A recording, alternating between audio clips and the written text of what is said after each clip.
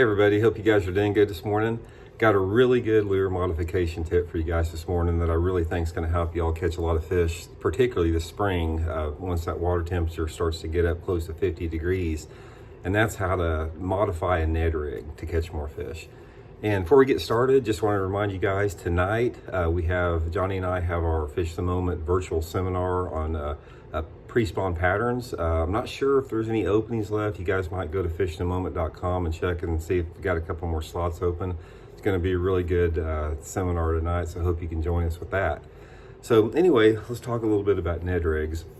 And Ned rigs are one of those baits that they've been around a long time, but they've just sort of gained a lot of attention over the last 5 years. But I've been fishing the thing for, well over 10 years.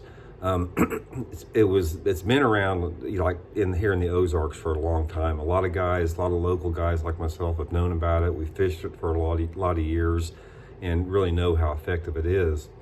And sort of tried to keep it under lids a little bit. Sort of tried to keep it a secret as long as we could because it was so effective. But like I said, word gets out, with the tournaments like they are with the co-anglers and that type of deal. It doesn't take long for word to get out. So everybody knows about it, and it's a staple now. It's a staple just as much as like the shaky head or a drop shot. Certain situations, you just can't deny its effectiveness. We'll get into that more on later videos about where I fish it and certain color setups. But today what I want to do is I want to show you guys how I modify my Ned rig to catch more fish. So let's get into it here. First of all, I'm not a real big fan of like the Z-Man's elastic, that real stretchy type stuff on there. It catches fish, don't get me wrong, but I prefer the more salt impregnated. So I'm going to show you two different things on how I rig them. This is the Zoom beatdown, which is it's the Ned rig version, salt impregnated, so you don't have that. It's not real stretchy like that, so it's a little bit easier to work with. And this is the Zoom Slinky. And this is what I want to show you about the modification. Now let me show you, let me rig the beat down up here, and I'm going to sort of show you a comparison. Another thing to remember when you're rigging these things up is you have got to get them just precise, because if you don't get them just the right distance down in there, the baits don't set right on the hook. So you really want to take the time to make sure that your bait sets where it's completely straight all the time like that. But that's the setup on the Zoom beatdown or the typical Ned rig. So I'm going to show you how to do my modification here, it seems like to me I can get twice the bites. If I'm in the boat with somebody fishing just the straight Ned rig versus the way I'm going to show you guys here, I get twice the bites as they do. So here's the difference again. Here's the beatdown and here's this Linky. So if you put it side by side comparison, you can see it's pretty similar to it. Not much difference. That's about the distance there. But the first thing I'm going to do is I'm going to cut this Linky down probably about, I'm going to say a ½ inch shorter than the beat down. I'm going to make it just a little bit shorter. So I've got it about like that.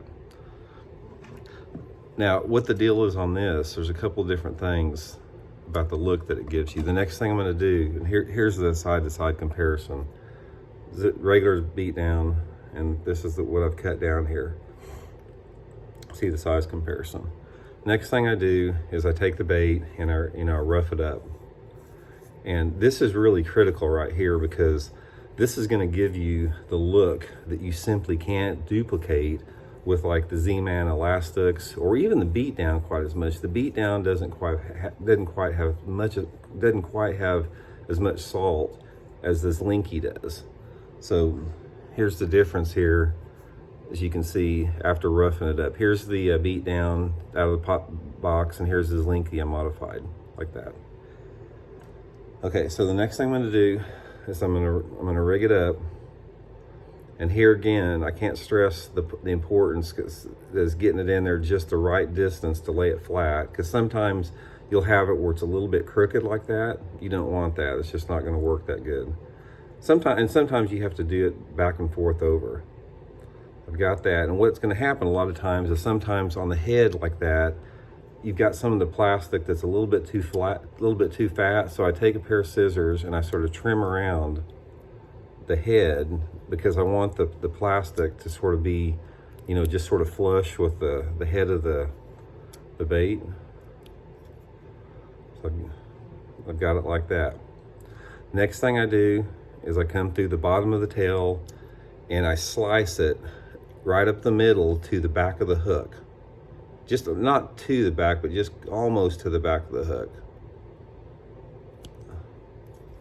So I've got a couple little legs in it like that.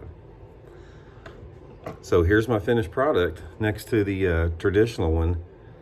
Again, here's the traditional Ned rig, like whether you use the elastic or the zoom beat down, and here's my modified version right here of it.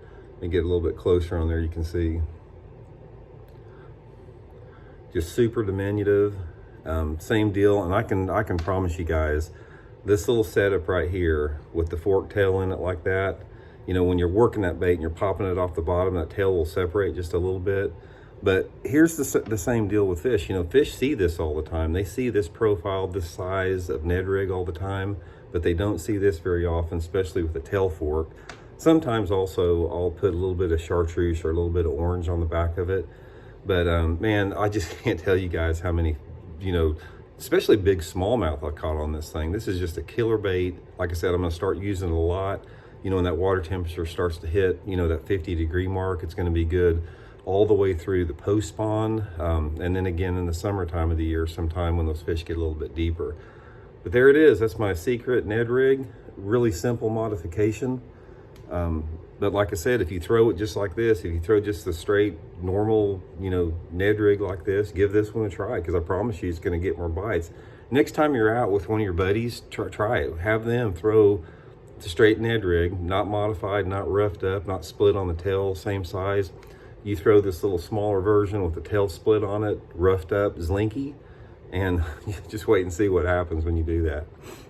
So anyway, that's today's tip, just a short little tip. We'll be back later on, and I'll go through some, you know, detailed tackle setup about the line size I use, the equipment that I use on it, areas you want to look for, different color modifications, and different ways to work the bait, because there's a lot of different ways to work a Ned rig other than just hopping it. And there's a lot of color modifications. There's also a lot of color variations on the head that you can go through, all the way from red, chartreuses, everything, black. So we'll go over all that at some point. Anyway, I hope you guys are doing good. I hope to see you guys at the Fish the Moment virtual seminar tonight, and we'll talk to y'all later. See you.